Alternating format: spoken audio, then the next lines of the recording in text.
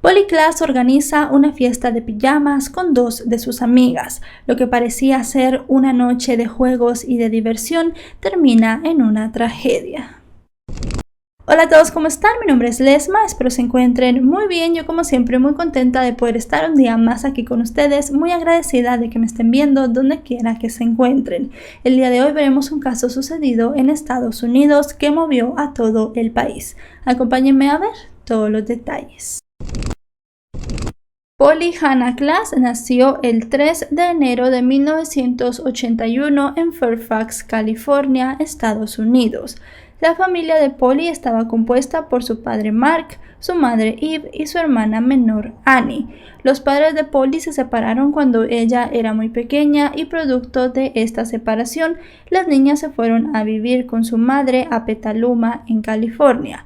Mark, por su parte, luego de la separación, inició otra relación y Polly se llevaba muy bien con esta mujer. La familia en general tenía una muy buena dinámica. Polly pasaba tiempo tanto con su madre como con su padre y no había ningún problema entre ellos. A Polly la describen como una niña muy inocente, bastante callada. Eso sí, tenía varios amigos, pero en general ella era muy tímida. Lo que le gustaba mucho hacer y donde se sentía muy confiada era en el teatro.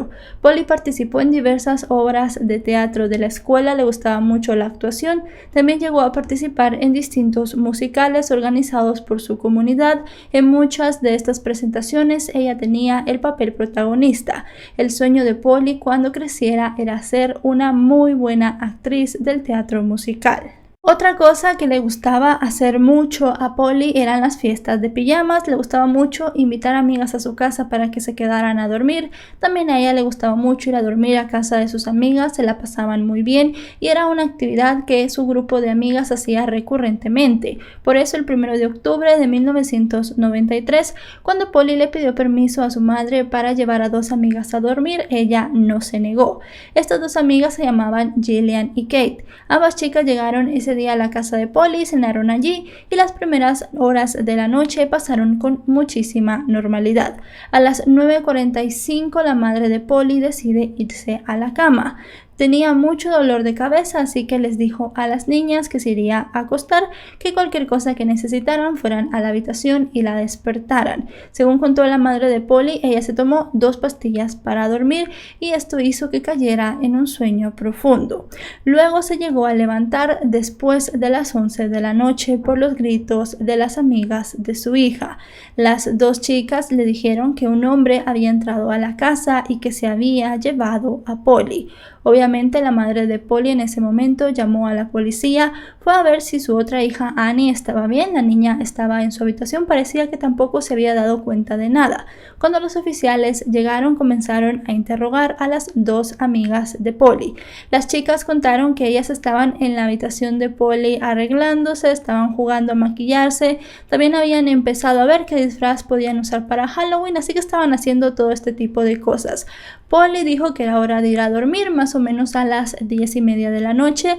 Sus dos amigas aceptaron esto y ella dijo que iría por una cama inflable que había preparado con su madre para que las tres durmieran juntas. Cuando Polly abrió la puerta de su habitación, se encontraron con un hombre que estaba parado enfrente. Vieron que tenía un cuchillo en la mano. El hombre no llevaba ninguna máscara y como Halloween se acercaba, las chicas creyeron que se trataba de alguna broma, así que se comenzaron a reír. Pero luego se dieron cuenta que no era así. Este hombre se enojó mucho cuando se rieron, las hizo entrar a la habitación y les amarró las manos y los pies. Preguntó quién era la niña que vivía en la casa y las tres dijeron que era Polly. Este hombre sacó las almohadas de sus fundas y le puso a las dos amigas de Polly una a cada una en la cabeza y luego de eso les dijo que tenían que contar hasta 1000, que se llevaría a Polly un momento pero que luego la regresaría. Cuando las dos niñas familias vieron que este hombre ya se había ido, comenzaron a tratar de soltarse, estuvieron más o menos media hora tratando de soltarse hasta que al fin pudieron hacerlo, y al salir de la habitación fueron directamente a buscar a Eve para decirle que su hija ya no estaba, que un hombre se la había llevado. Ellas contaron todo esto a la policía y también dieron una descripción muy específica del hombre. Recordemos que él no llevaba ninguna máscara, no llevaba nada para cubrirse la cara, así que las dos niñas lo habían visto perfectamente y dieron una explicación muy buena a la policía, y con esto pudieron hacer un retrato para comenzar a buscar al hombre. Dentro de la casa de Polly no había muchas pistas. Se encontraron varios sets de huellas, pero todos estos pertenecían a Polly, a su madre, a su hermana y a otros amigos de la familia que habían estado en la casa los días anteriores. Se llegó a encontrar unas fibras en la alfombra. Estas fibras eran diferentes a las fibras que tenía la alfombra de la casa de Polly.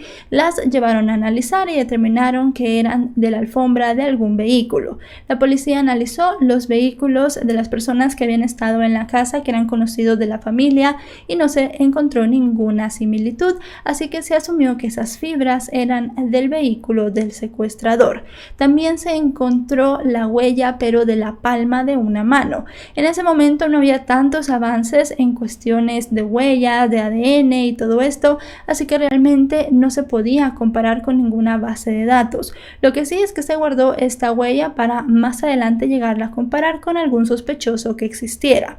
Otra cosa que se encontró en la habitación de Polly fue un retazo de tela. Esta tela era muy parecida a la seda y parecía que había sido cortada de alguna prenda con tijera, tenía un patrón muy específico, así que la policía llegó a creer que más adelante también esto les podía ayudar. Además de eso se encontró un cabello que tampoco se sabía a quién correspondía, porque de nuevo, como les digo, el ADN y todas estas técnicas, si bien ya existían, no estaban tan avanzadas como para poder analizarlo. La búsqueda de Polly se convirtió en una de las búsquedas más grandes que habían existido hasta ese momento en Estados Unidos. La alerta Amber en ese año todavía no existía, así que realmente el hecho de que se estuviera buscando de manera tan masiva a un menor era algo relativamente nuevo. Muchas personas se unieron como voluntarios, un total de 4,000 personas estuvieron buscando a Polly en los alrededores de su casa, en terrenos baldíos y también en propiedades grandes que estuvieran cerca del lugar. La policía estuvo tratando de buscar a conductores que se parecieran al retrato que las amigas de Polly habían dado, pero parecía que estos esfuerzos no daban ningún fruto. Era una carrera en contra del reloj. La policía quería encontrar a Polly en las primeras 24 horas de su desaparición, porque para ellos, pasadas estas primeras 24 horas, ya era muy difícil encontrarla con vida. La investigación pasó a estar a manos del FBI y ellos también comenzaron a moverse mucho para poder encontrar rápidamente a Polly. Pero el primer día pasó, luego fue otro día más, y mientras pasaban los días, la esperanza de encontrar a la niña con vida se desvanecía. La policía quería saber si los vecinos habían visto algo raro la noche del secuestro. Varios vecinos dijeron que en efecto habían visto a un hombre muy raro merodeando en el vecindario. No pensaron que fuera nada extraño, si bien se veía como una persona muy rara, nunca llegaron a creer que podría ser alguien que secuestrara a una niña del vecindario y se la llevara, así que no llegaron a llamar a emergencias. Cuando la policía le mostraba a estos vecinos el retrato creado por la descripción de las amigas de Polly, todos estaban de acuerdo en que ese era el hombre que habían visto. La policía también llegó a entrevistar a todos los profesores y todo el personal de la escuela de Polly. Querían saber si conocían a este hombre, si tal vez alguno era familiar de él o si alguien sabía qué le había pasado a la pequeña Polly, pero nadie sabía nada. Todos tenían una coartada para la hora de los hechos y ninguno de los empleados de la escuela llegaba a casar con la descripción que se tenían ni se parecía en nada al retrato que se había hecho. La policía también llegó a comparar la fibra encontrada en la carpeta de la casa de Polly con las alfombrillas de los automóviles de los profesores y todo el personal de la escuela, pero ninguna dio un resultado positivo. Las fibras no venían de ninguna de esas alfombrillas. Como les digo, con el paso de los días, la desesperación no solo de la familia, sino de las autoridades y de la población en general era cada vez más. Todo el mundo tenía miedo de que estuviese fuera un hombre que secuestraba niñas, un peligro para la sociedad, y esto obviamente le ponía muchísima más presión a la policía para resolver el caso. Se ofreció una recompensa de $200,000 para cualquier persona que diera información veraz que pudiera ayudar a la policía a llegar al paradero de Polly. Este dinero fue patrocinado por la actriz Winona Ryder, quien llegó a dar una conferencia de prensa diciendo que pedía por el regreso de Polly y que apoyaría a la familia económicamente con esta recompensa. El caso de Polly también tuvo otra singularidad. Siendo 1993, las comunicaciones a través de Internet no estaban tan avanzadas y ni la policía ni el FBI estaban acostumbrados a poder buscar a una persona a través de Internet, a repartir los volantes a través de Internet. 3 hombres de California se encargaron de hacer esto posible. Subieron la fotografía de Polly, el retrato hablado del hombre que se la había llevado y también la recompensa que había para cualquier pista. La subieron a Internet y esta comenzó a compartirse. No había redes sociales en ese momento, pero sí había otros tipos de comunicaciones y al final de cuentas se cree que 25 millones de personas en todo Estados Unidos llegaron a ver la fotografía de Polly a través de Internet. Una cosa, como les digo, en nuestros días muy común, pero que en ese momento, 1993, no era para nada común. Y los investigadores del FBI pensaban que esto sería una herramienta muy importante en la investigación.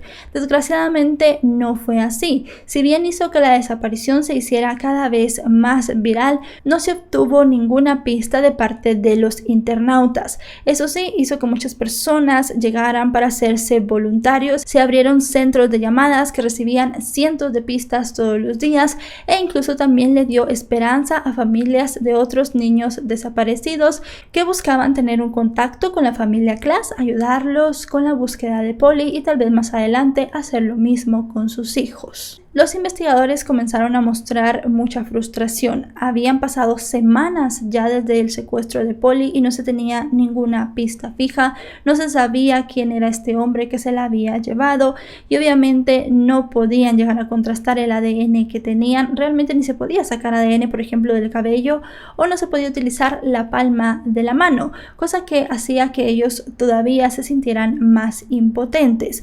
En esa impotencia recibieron una llamada, o más bien quien la recibió fue Mark, el padre de Polly.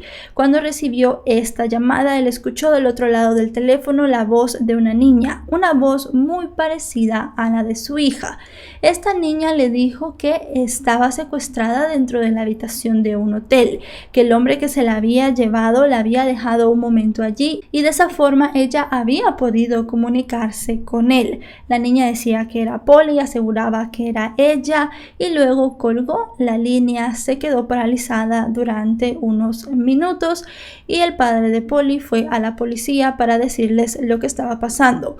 El equipo del FBI en ese momento tampoco tenía una herramienta tan sofisticada como para rastrear una llamada que ya se había hecho, pero lo que se hicieron fue sentarse a esperar una nueva llamada y esperar a rastrearla mientras Mark estaba en el teléfono. Esa segunda llamada se realizó unas horas después de la primera. Era la misma niña hablando con Mark, asegurando que era Polly Klaas.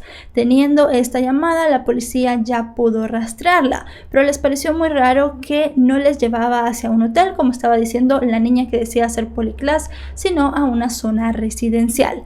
Cuando la policía llegó al lugar, tocaron en la casa desde donde se había hecho la llamada y en ese momento se dieron cuenta que había sido una broma. Allí en la casa vivía una adolescente de la misma edad de Polly, por eso la voz era muy parecida y ella dijo que sus amigas la habían retado. No se le puso ninguna multa, no se le llevó a la comisaría, simplemente se le pidió a sus padres que controlaran lo que su hija hacía y a ella se le pidió que no volviera a bromear con un asunto tan serio.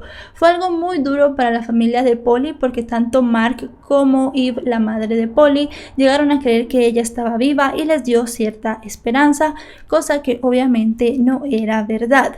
Es como cuando hacen llamadas o mensajes diciendo que alguna persona que está desaparecida está secuestrada y piden dinero, solamente le dan cierta esperanza a la familia que luego les quitan de una manera muy cruel. El 28 de noviembre de 1993, casi 2 meses después de la desaparición de Polly, una mujer hizo una llamada a la policía. Comentó que en una propiedad que ella tenía con unas grandes hectáreas de terreno había encontrado 3 cosas que le parecían sospechosas. La mujer las había visto en el suelo, no las había tocado, llamó a la policía para que ellos fueran y las vieran. No las tocó para no poder contaminarlas y que luego no pudieran ser usadas en algún caso que la policía necesitara. La policía llegó junto con el FBI a la escena y encontraron 3 cosas que fueron muy importantes para la investigación. Encontraron un trozo de seda idéntico al que estaba en la habitación de Polly. Encontraron unas medias de bailarina de ballet que su madre había dicho que faltaban esa noche en la casa, y además de eso se encontró cinta adhesiva. La policía con esto comenzó a creer que Polly Klaas había estado en esa propiedad, y el FBI se enteró de algo. Unos días antes de que se descubrieran todas estas cosas, específicamente el día en que Polly Klaas desapareció, esta misma mujer había hecho una denuncia a la policía. En la propiedad de esta mujer solían haber muchos intrusos. Muchos de estos ni siquiera se enteraban que eran intrusos. Ella tenía demasiado terreno, era un terreno boscoso y dentro solo había una pequeña casa a la que ella iba con regularidad. No tenía valla en todo su terreno, si bien tenía algunos letreros de que era propiedad privada. Al no tener una cerca o algo que prohíba el paso, las personas que se llegan a perder suelen pasar por el lugar sin realmente darse cuenta que están en una propiedad privada. Ella tenía muchos intrusos, pero recordaba a uno en específico. La noche del secuestro de Polly, este hombre se había colado en su casa con su camioneta. La camioneta se había quedado atrancada en el barro. La niñera que cuidaba al hijo de esta mujer fue quien se dio cuenta de lo que estaba sucediendo, porque ellos ese día habían llegado a la propiedad. No se acercó al hombre porque dijo que le había dado mucho miedo. La dueña de la propiedad tampoco se acercó al hombre. Ellas lo vieron de lejos y pensaron que era una persona que tenía una mirada, según sus palabras, llena de maldad, por lo cual decidieron llamar a la policía. Los agentes de policía llegaron, comenzaron a preguntarle qué estaba haciendo allí. Él dijo que no sabía que estaba en una propiedad privada, que se iría rápido, pero le pidió ayuda a los policías para que le ayudaran a sacar su camioneta del barro. Los policías vieron al hombre muy nervioso, estaba sucio, estaba sudando. Además de todo eso, parecía que estaba drogado, pero pasó la prueba del alcoholímetro. Ellos no tenían ninguna forma de hacerle en ese momento una prueba de drogas, y como no los había agredido de ninguna manera, no podían detenerlo. Así que lo ayudaron a que saliera del barro y al final de cuentas el hombre se terminó yendo. El FBI se molestó mucho porque la policía no había compartido este dato con ellos. El hombre que habían capturado se llamaba Richard Allen Davis. Richard Allen Davis nació en San Francisco, California en 1954. Su niñez se vio marcada por la violencia que sus padres, ambos alcohólicos, ejercían sobre él. Cuando tenía 12 años, sus padres se separaron. Su madre se desentendió completamente de él, dijo que no quería tener nada que ver con su hijo y se lo dejó al padre. El padre de Richard era un hombre demasiado irresponsable. Se iba por horas y muchas veces por días de la casa, y Richard se quedaba muchas veces solo, otras veces con vecinos y otras veces buscaba a algunos de sus familiares, como por ejemplo sus abuelos paternos. Pero la vida que tuvo con su padre fue muy mala. Este hombre se casó en 2 ocasiones. En las 2 ocasiones Richard no se llevó bien con sus madrastras y al final de cuentas terminó siendo un adolescente bastante problemático. Fue cuando llegó su adolescencia que comenzó su historial delictivo. Comenzó a robar, también se metía en peleas callejeras y llegó a estar varios meses en el reformatorio. A los 17 años Richard cometió un robo con violencia. Casi mata a la persona a la que le robó, así que el juez le dio 2 opciones. Podía irse a un reformatorio o enlistarse en el ejército. Richard decidió enlistarse en el ejército de los Estados Unidos, pero no estuvo ni siquiera 2 años en la institución y lo dieron de baja con deshonor por su terrible comportamiento. Ya en su edad adulta, Richard siguió teniendo problemas y siguió haciendo su prontuario criminal muchísimo más largo. Llegó a estar en la cárcel, le dieron una sentencia de 15 años y 6 meses por un robo y un secuestro. De estos 15 años y 6 meses, él solo llegó a cumplir un par de años, lo sacaron en libertad condicional por buena conducta. Otra cosa que rondaba la vida de Richard en ese momento era el hecho de que muchas de sus amistades creían que él había asesinado a una chica de 19 años llamada Marlene. La muerte de Marlene se había tipificado como un suicidio por la policía, pero en el círculo más cercano de la joven todo el mundo creía que Richard la había matado en una noche que se habían ido de fiesta, pero nada de esto se pudo comprobar, eran simplemente rumores. Cuando pasó todo lo de Polly Klaas, Richard estaba en libertad condicional. No se sabía bien en dónde estaba Richard en ese momento, no tenía ninguna dirección específica registrada. Como estaba en libertad condicional, él tenía cada semana que ir a firmar un libro y lo hacía, pero nunca había dicho dónde vivía.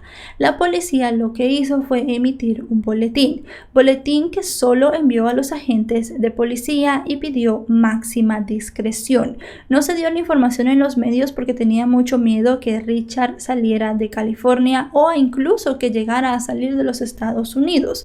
Al final, el 30 de noviembre de 1993, el hombre fue detenido.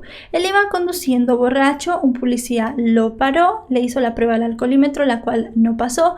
Cuando vio su nombre y la fotografía y vio detenidamente al hombre, se dio cuenta que era el tipo que estaban buscando por el secuestro de Polly Klaas. Tuvo mucha precaución y no le dijo por qué estaba siendo detenido. Lo que le dijo el policía era que lo iba a detener porque había violado su libertad condicional al conducir borracho. Richard aceptó esto y fue llevado a la comisaría. Estando ya en la comisaría, comenzaron a leerle sus derechos y le dijeron que en realidad estaba detenido por el secuestro de Polly Klaas. Richard fue llevado a dar una declaración. Fue un interrogatorio bastante exhaustivo, pero él al final aceptó que en efecto él se había llevado a Polly Klaas. La policía cree que Richard llegó a confesar por la presión de las pruebas. Se le había tomado la huella de la palma de la mano y esta concordó exactamente con la encontrada en la casa de Polly. Las fibras que se encontraron en la alfombra eran idénticas a las fibras de la alfombra de su camioneta. Las amigas de Polly fueron llevadas a la comisaría para hacer una ronda de reconocimiento. Las niñas al instante llegaron a decir que la persona que se había llevado a Polly era Richard. Además, en su camioneta se encontró otro trozo de seda idéntico a los encontrados en la habitación de Polly y también en la propiedad de la mujer que había llamado a la policía. Todo estaba en su contra, así que al final él decidió confesar. Dijo que ese día se había drogado con algunos amigos, no estaba nada bien y quería entrar a una casa de algún vecindario para poder robar. Condujo un poco y llegó al vecindario de Polly. Vio que había una ventana abierta en la casa y decidió que entraría allí. Él dijo que no había planeado nada, que nunca había visto a Polly, que jamás había visto a su familia, que en ningún momento ni los había seguido ni los había observado. Entró a la casa, buscó alguna pertenencia de valor, vio que allí no había muchas cosas y cuando estaba por irse, Polly abrió la puerta de la habitación y lo vio. Él vio que las niñas estaban muy asustadas y al final de cuentas decidió llevarse a una. No escogió a Polly por nada en específico, ella no tenía ninguna característica por la cual él la hubiera escogido. Simple y sencillamente dijo que se iba a llevar a la niña que vivía en la casa y cuando las tres dijeron que era Polly, pues se la llevó. Dijo que la subió en su camioneta, comenzó a conducir y luego de un rato paró en un terreno baldío. Aquí él abusó sexualmente de Polly y luego de eso comenzó a conducir de nuevo. Cuando la mujer y la niñera lo vieron en la propiedad privada, él tenía a Polly en la parte de atrás de la camioneta. Cuando la policía lo ayudó a sacar su vehículo del lodo, Polly estaba allí, todavía estaba con vida. Así que esto generó mucha frustración en el cuerpo de policía, pensando que la vida de Polly podría haber sido salvada. Luego de que ellos le ayudaran a sacar su vehículo, fue hacia una autopista, estranguló a la niña, cavó una tumba y dejó su cuerpo allí. Le dio a la policía la ubicación exacta donde podrían encontrar a Polly y ellos fueron, la buscaron y la encontraron. El 4 de diciembre de 1993, 2 meses y 3 días después de su secuestro, el cuerpo de Polly Klaas fue encontrado en las orillas de una autopista en una tumba que el mismo Richard había cavado. El examen forense no pudo determinar mucho, simplemente se determinó que la causa de la muerte había sido estrangulamiento, tal cual Richard lo había dicho, pero no se pudo determinar mucho más. El día de la muerte se pudo datar más o menos el día que ella había desaparecido, justo como Richard había dicho. Teniendo todas estas pruebas, se llevó a este hombre a un juicio por el secuestro, asesinato y violación de Polly Klaas de solamente 12 años. En el juicio, Richard tuvo la oportunidad de poder decir unas palabras. Él, más allá de pedir perdón a la familia, mostrarse arrepentido, llegó a culpar al padre de Polly de abusar sexualmente de ella. Dijo que Polly le había dicho la siguiente frase: "No me hagas lo que me hace mi padre". Esto refiriéndose al momento en el que él iba a abusar sexualmente de ella, en que la iba a violar, aduciendo que Polly decía que su padre abusaba sexualmente de ella, la agredía sexualmente de alguna forma. El padre de Polly le gritó a este hombre, él se iba a parar para pegarle, según dijeron algunos, pero no lo hizo porque varias personas lo retuvieron, pero nadie creyó esto. Si bien las personas que estaban en el juicio se alarmaron, fue porque este hombre había dicho esto, no había pedido perdón, y no porque creyeran que el padre de Polly la abusaba. Esto no se llegó a comprobar y hasta la misma madre de Polly llegó a defender a su expareja. El 18 de junio de 1996, Richard fue encontrado culpable del secuestro, violación y asesinato de Polly Klaas. En el mes de agosto se le dio su sentencia. Fue condenado a la pena de muerte. Él trató de conmutar esta pena de muerte, pero no pudo hacerlo. En el año 2006 fue encontrado en su celda inconsciente. Había tenido una sobredosis de drogas, pero fue reanimado y enviado de nuevo a la cárcel. En el año 2009 su abogado trató de obtener una apelación de la Corte Suprema, pero no lo obtuvo. La Corte Suprema dictaminó que el hombre tenía que ser ejecutado. El abogado de Richard ha dicho que interpondrá más recursos. Por todos los recursos que su abogado ha interpuesto, es que este hombre lleva ya muchísimos años en el corredor de la muerte y no ha sido ejecutado. Pero se espera que en los próximos años, luego de que se acaben los recursos, esta ejecución se pueda dar. Y bueno, chicos y chicas, hasta aquí el video de hoy. El caso de Polly es muy impactante, es un caso muy conocido en la historia del crimen en Estados Unidos, un caso que movió a muchas personas y también hizo que el internet comenzara a utilizarse como una herramienta para la policía. Ella tuvo un final horrible y además de eso también queda el mal sabor de boca de que se le podía haber ayudado, de que hubo unos policías cerca de ella, pero al final nadie sabía lo que estaba sucediendo, así que no se pudo hacer mucho. Si este video les ha parecido informativo, recuerden dejarle un me gusta, recuerden suscribirse si no lo están.